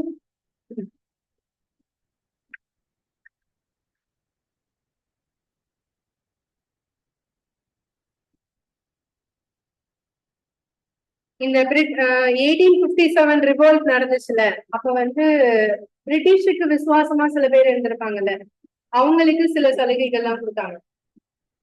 அதாவது 1857 கிளர்ச்சி வந்து ஒரு இடத்துல நடக்குது, கரெக்டா? அது இந்தியா ஃபுல்லா பிரதிபலிச்சாலும் எல்லாரும் என்ன செய்யலைன்னா அந்த கிளர்ச்சியில பங்கெடுத்துக்கல. ஆனாலும் பங்கெடுத்துக்கலத அப்படிங்கறத தாண்டி பிரிட்டிஷுக்கு போய் இன்ஃபார்ம் பண்ணல யாரும். புரியுதா? இவங்க இங்க நடத்த போறாங்க, இந்த இடத்துல கூட்டம் நடக்க போகுது, இந்த மாதிரி ரகசிய தகவல்களை யாரும் பரிமாறல. ஆனா ஒரு சில பேர் என்ன பண்ணாங்க, யாருக்கு விசுவாசமா இருந்தாங்க, பிரிட்டிஷ்க்கு. பிரிட்டிஷ் ஆர்கிட்டுக்கு அவங்களுக்காக வேலை பார்த்தாங்க. சோ அவங்களுக்கு இவங்க சலுகைகள் கொடுத்தாங்க. யாரு? பிரிட்டிஷ்.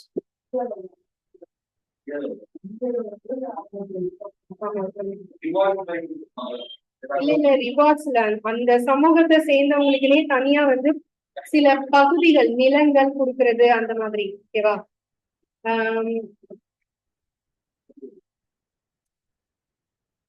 இதுல எக்ஸாம்பிளுக்கு நம்ம புக்லயே எனக்கு கொடுத்துருக்காங்க, நான் அதை வந்து சொல்றேன். புக்ல கொடுத்ததுனால நான் சொல்றேன். பர்டிகுலரா நான் எதையும் மென்ஷன் பண்ணி சொல்லணுங்கிறதுக்காக சொல்ல. ஜஸ்ட் அதாவது இவங்க வந்து என்ன பண்றாங்கன்னா, ரஜபுத்திரர்கள்னு ஒருத்தங்க இருந்தாங்க, சரியா? ராஜ்புட்ஸ். அதுக்கப்புறமா பிராமின்ஸ், நார்த் இந்தியன் முஸ்லிம்ஸ், இவங்களெல்லாம் என்ன செய்யலாங்க, அவங்களெல்லாம் வந்து என்ன செய்யலன்னா சேர்த்துக்கல.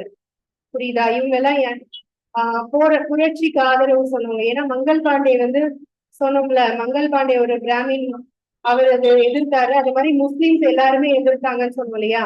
அப்ப ரஜபுத்திரர்கள், அப்புறம் பிராமின்ஸ் அண்ட் நார்த் இந்தியன் முஸ்லிம், இவங்க யாரையுமே இவங்க வந்து இந்த சலுகைக்குள்ள கொண்டு வரல.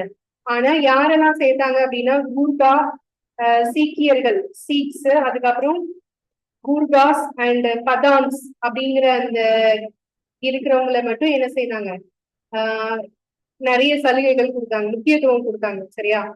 சோ இவங்களுக்கு வந்து இம்பார்ட்டன்ஸ் கொடுத்தாங்க.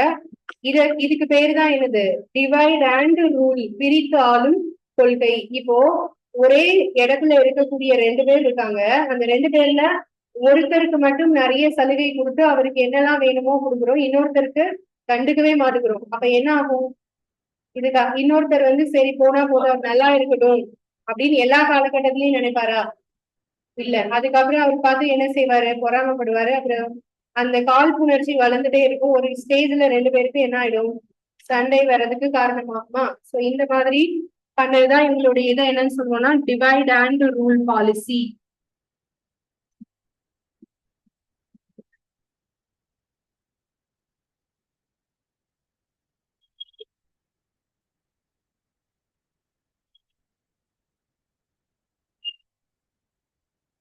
பிரித்தாளும் கொள்கை.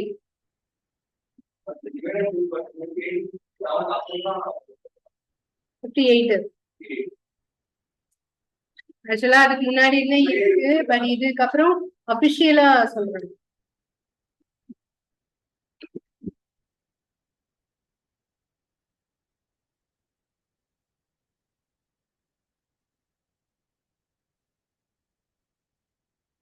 உங்களுக்கு ஒருவேளை இந்த கொஸ்டின் கேட்பாங்க எப்படின்னா, இந்தியன் ஆக்ட், அதாவது இந்தியன் கவர்மெண்ட் ஆக்டுக்கு அப்புறமா ஆங்கிலேயருடைய பாலிசி என்னவா இருந்தது அப்படின்னு கேட்டா என்னது, divide and rule policy. Okay, பிரித்தாளும் கொள்கை. அடுத்தது, இதுக்கப்புறம் அப்ப புரட்சி நடக்காம இருந்துச்சான்னு கேட்டா நடந்துச்சு. அதுக்கப்புறமும் புரட்சி நடந்துட்டே தான் இருக்கு. அதுல மெயினா இண்டிகோ ரிவோல்ட். அடுத்த ரிவோல்ட் எழுத போறோம். அடுத்த டாபிக் இண்டிகோ ரிவோல்ட். ஆமா அதுலதான்.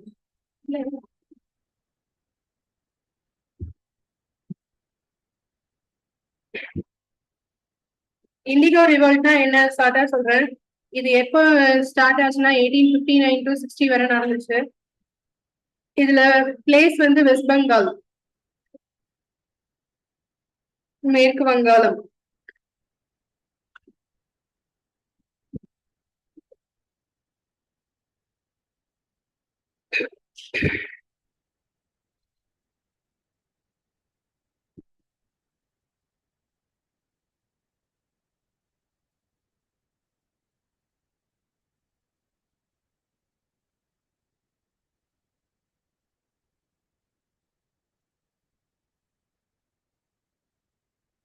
ஓகே, இது என்ன அப்படின்னா நான் ஆல்ரெடி இது பாயிண்ட் சொல்லியிருக்கேன், ஞாபகம் இருக்கா எனக்கு?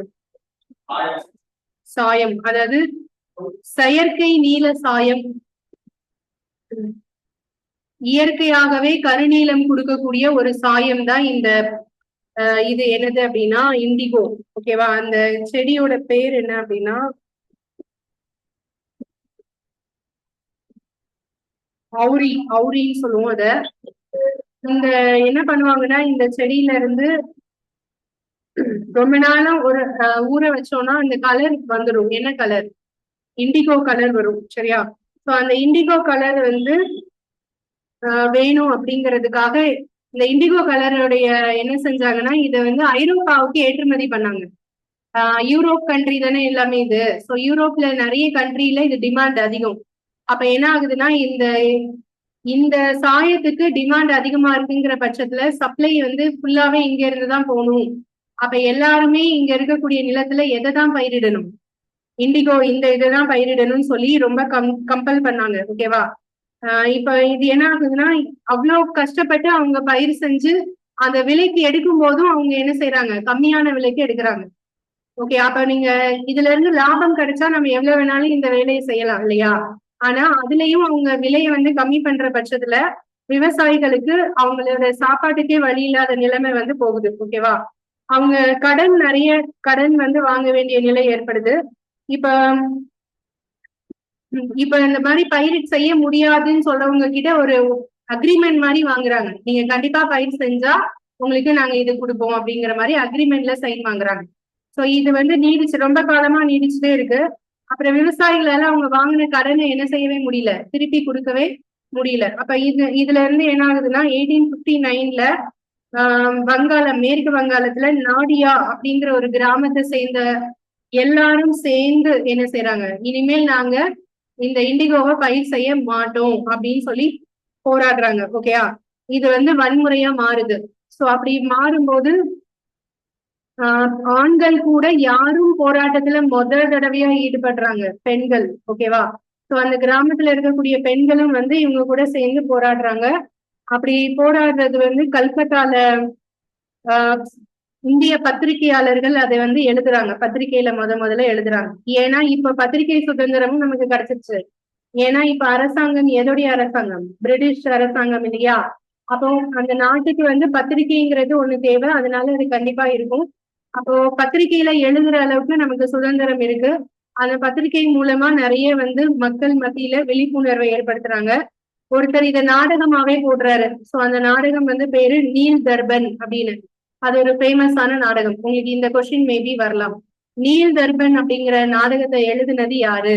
ஓகே, அவர் பேரு தீனபந்து மித்ரா. சோ இதோட பாயிண்ட்ஸ் இப்ப நான் சொன்னதை அப்படியே நோட் பண்ணிக்கோங்க, இம்பார்ட்டன்ட் பாயிண்ட்ஸா நோட் பண்ணிக்கோங்க.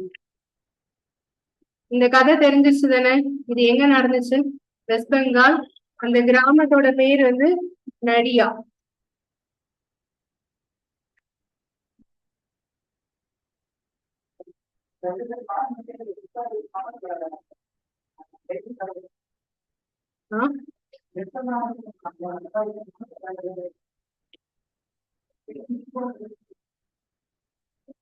இண்டிகோ வந்து அந்த சாயம், சாயம் அது ஒரு டை.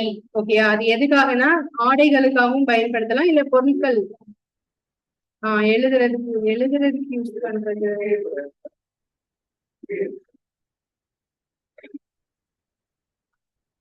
எழுதுறதுக்குங்கிறது மென்ஷன் பண்ணல, அந்த மாதிரி இல்லை. சாயம் இதுதான் இருக்கும்.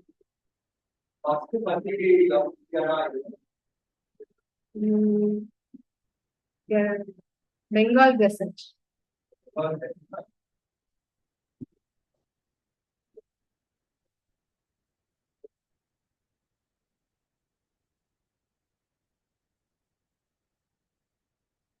நடியா கிராமத்துல நடந்துச்சு.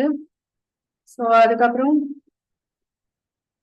இதுல இன்னொரு பாயிண்ட் வந்து என்ன அப்படின்னா, விமன் விமன் ஆல்சோ என்ன செய்யறாங்க, பார்ட்டிசிபேட் இன் த ரிவோல்ட்.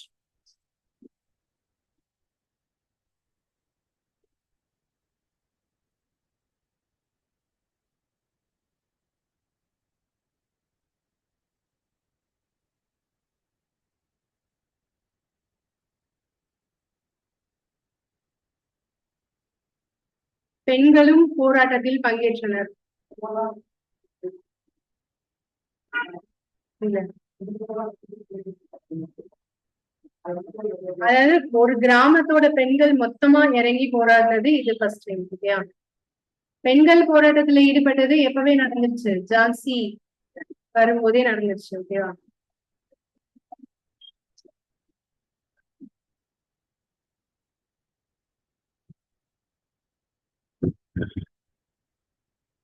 அடுத்த பாயிண்ட் வந்து இந்த இதோடைய நிகழ்வை வந்து பத்திரிகையில முதல்ல எழுதுறாங்க. அது ஒரு இம்பார்ட்டன்ட்.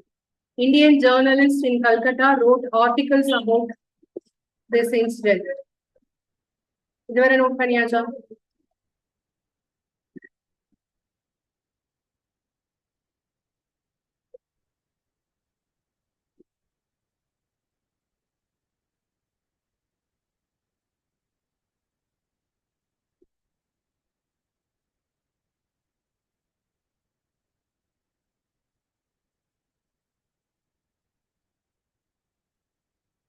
நெக்ஸ்ட் பாயிண்ட் வந்து என்ன அப்படின்னா,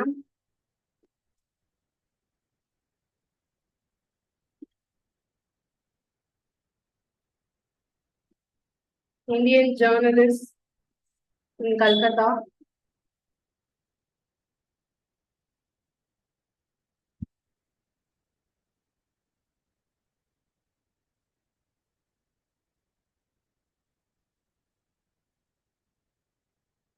articles about this incident.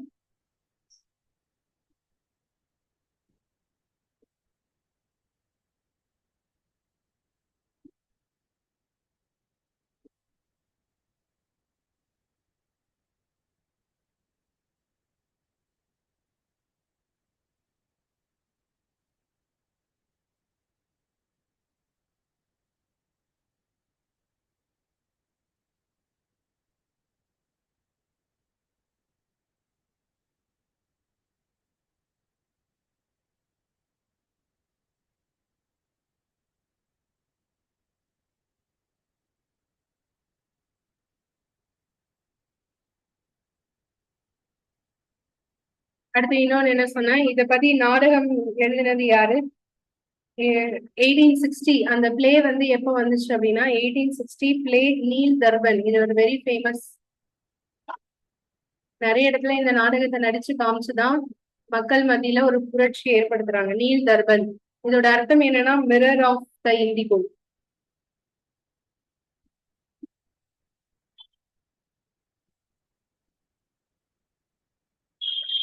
By Dinabandhu Mitra.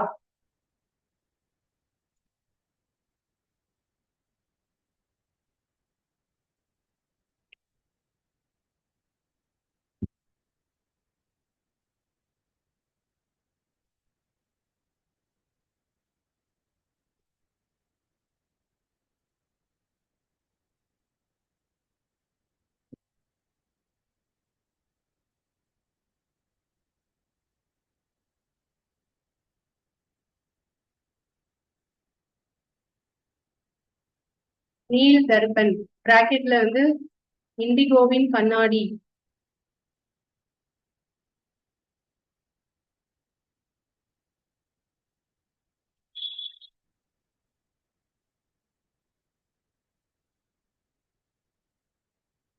என்ற பெயரில் தீனபந்து மித்ராவால் எழுதப்பட்டது.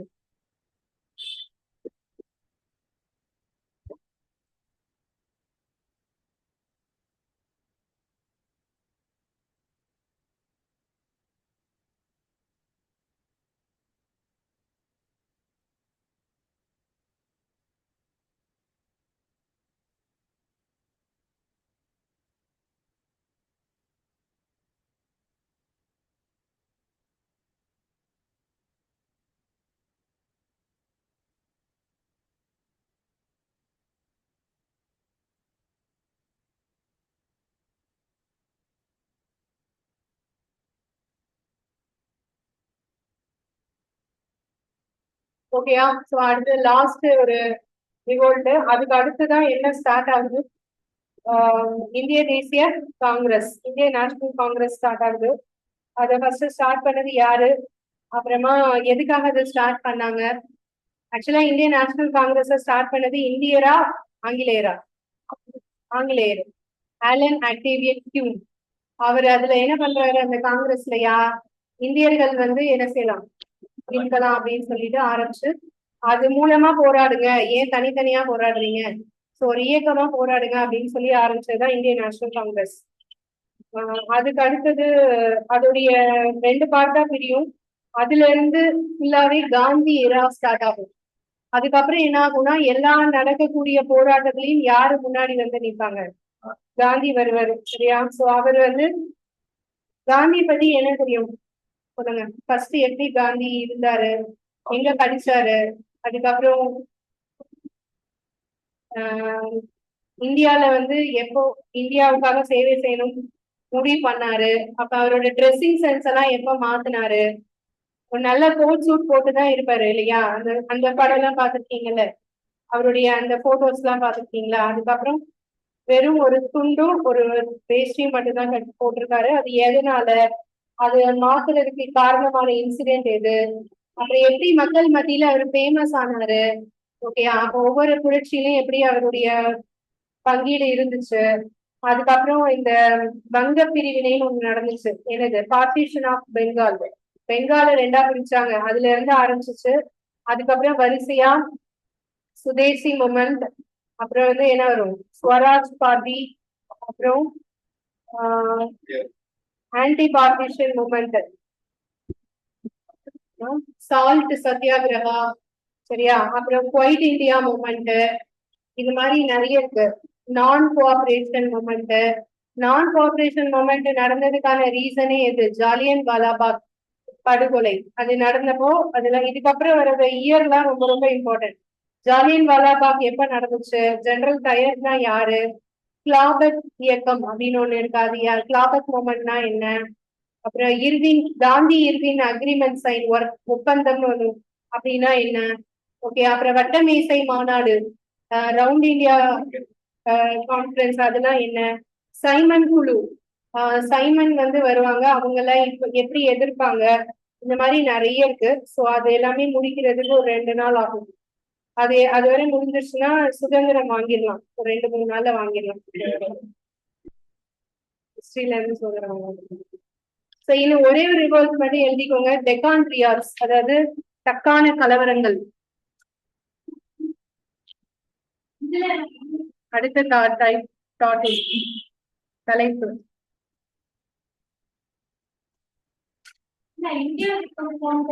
ஆமா, அதுலதான்.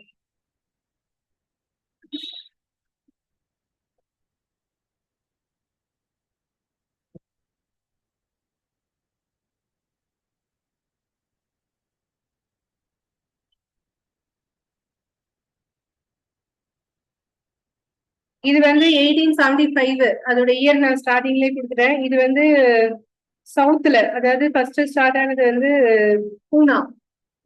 பூனா எங்க இருக்கு, மகாராஷ்டிரா. ஓகேயா? இதோட பிளேஸ் வந்து பூனா. அதுல ஒரு கிராமம், அந்த கிராமத்தோட பேர் வந்து சூபா, சூபா வில்லேஜ்.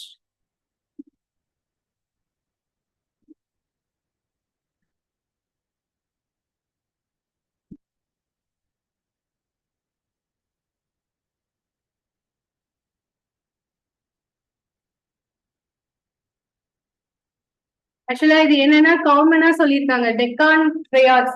டெக்கான்னா என்ன சொல்லுங்க? டெக்கான் பிளாட்டிவ் கேள்விப்பட்டிருக்கீங்களா? டெக்கான பீடபூமி. இது வந்து இந்தியால லார்ஜஸ்ட் பிளாட்டிவ். பிளாட்டிவ்னா என்ன? நார்மலா இருக்கிற ஹைட்டான நிலத்தை விட ரொம்ப ஹைட்டா இருக்கும், அதாவது உயரம் அதிகமா இருக்கிற நிலப்பகுதி தான் பிளாட்டிவ்னு சொல்லுவோம். ஓகேயா? அது இதுல டெக்கான் பிளாட்டிவ்ங்கிறது சவுத் சைட் ஃபுல்லா கவர் ஆகும். மகாராஷ்டிரா, கர்நாடகா, ஆந்திரா, தமிழ்நாடு வராது. டெக்கான் பிளாட்டிவ்க்கு கீழே ரொம்ப லாஸ்டா தமிழ்நாடு இருக்கு. ஓகேயா? இது எல்லாம் சேர்ந்ததுதான் டெக்கான் பிளாட்டிவ்னு சொல்றது. அதனால அதுக்கு பேரு தக்கான கலவரம்னு வச்சிருக்காங்க. சவுத் சைட்ல கிட்டத்தட்ட 30 இடத்துல இது பதிவாயிருக்கு. இந்த கலவரம் எதுக்காக அப்படின்னா வட்டி, அதிக வட்டி வாங்குறத எதிர்த்து. ஓகேவா? Taxation, heavy taxation.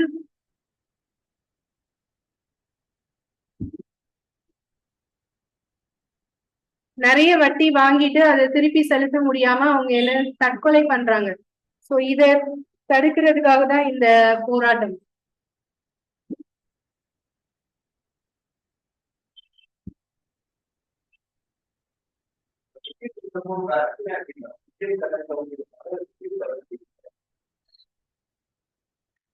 Indian currency.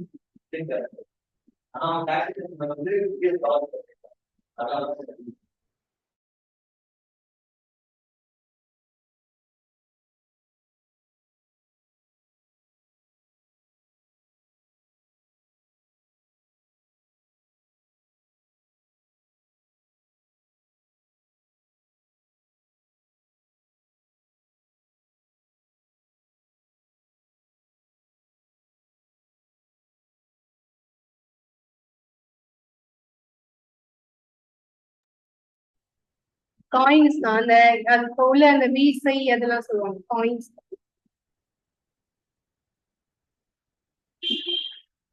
Okay, so இதுலதான் டெக்கான் ரியாக்ஸ் உடைய முக்கியமான பாயிண்ட். ஸ்டார்டட் இயர், எந்த இடத்துல ஸ்டார்ட் ஆச்சு, எதுக்காக. இன்னொரு பாயிண்ட் இதுல எழுதிக்கோங்க, அபவுட் 30 வில்லேஜஸ்.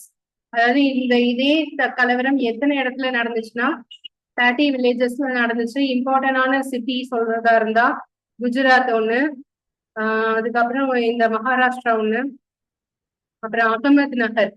இந்த 3 இடத்துல இம்பார்ட்டன்டா சொல்லலாம். குஜராத்ல என்ன நகர்? அகமது நகர்.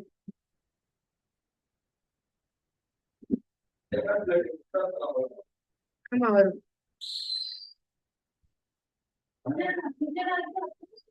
அகமது நகர்.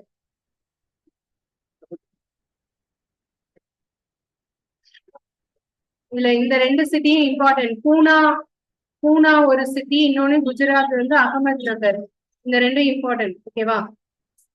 இந்த பெயர்லாம் வந்துட்டு வந்து நமக்கு மகாராஷ்டிரா இதெல்லாம் பெயர் வந்தது எப்போ? ஆஃப்டர் இண்டிபெண்டன்ஸ் பிரிக்கும் போது தானே ஸ்டேட் கேபிட்டல் எல்லாம் போட்டாங்க. ஓகேயா?